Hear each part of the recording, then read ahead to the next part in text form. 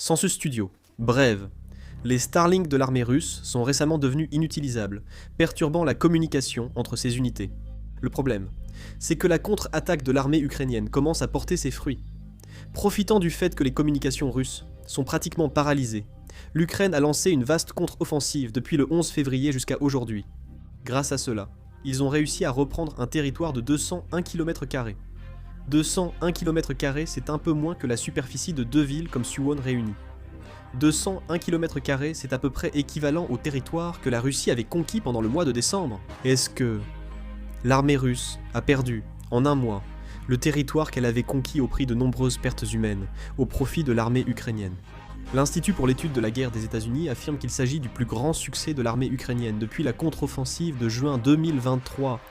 Le territoire repris se concentre surtout dans la région de Zaporijia, où l'armée russe avait aussi avancé à l'été 2025. Cependant, une opération de communication suffit à faire basculer la situation en faveur de l'Ukraine. L'armée russe tente de rétablir les communications, mais d'importantes pertes sont attendues, tant que cela ne sera pas fait.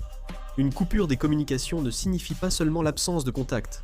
En guerre, elles sont les yeux, les oreilles et le système nerveux. L'utilisation de Starlink par l'armée russe montre que leur système de communication militaire classique était instable sur le terrain. Si cela s'éteint soudainement, le front est aussitôt plongé dans le brouillard de la guerre. Même lorsqu'un drone repère une position ennemie, les images ne sont pas transmises aux unités supérieures, retardant la détection des rassemblements ou itinéraires ennemis. Dans une guerre, quelques minutes de retard peuvent entraîner de lourdes pertes. Ce qui est encore plus critique, c'est l'artillerie. Dans la guerre moderne, pour l'artillerie, tout repose sur les coordonnées et la rapidité. Le drone détecte la cible, transmet les coordonnées à l'artillerie qui tire, puis vérifie l'impact et ajuste. Ce processus dépend des communications. Si elles sont coupées, les coordonnées et ajustements sont retardés, rendant l'artillerie inefficace et aveugle. A l'inverse, l'armée ukrainienne maintient la coordination entre les drones et l'artillerie, ce qui lui permet de frapper plus rapidement et précisément les positions russes et les routes d'approvisionnement des véhicules. Cela entraîne également l'effondrement de la chaîne de commandement. Les ordres ne sont pas transmis immédiatement sur le front.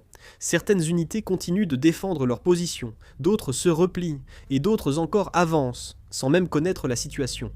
Ce n'est plus une ligne de défense, mais une ligne percée, où l'armée ukrainienne s'infiltre pour attaquer les flancs.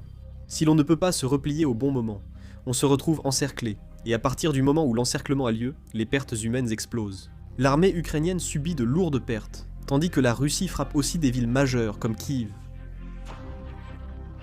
Cet exemple illustre l'importance des communications. Fin du flash d'information.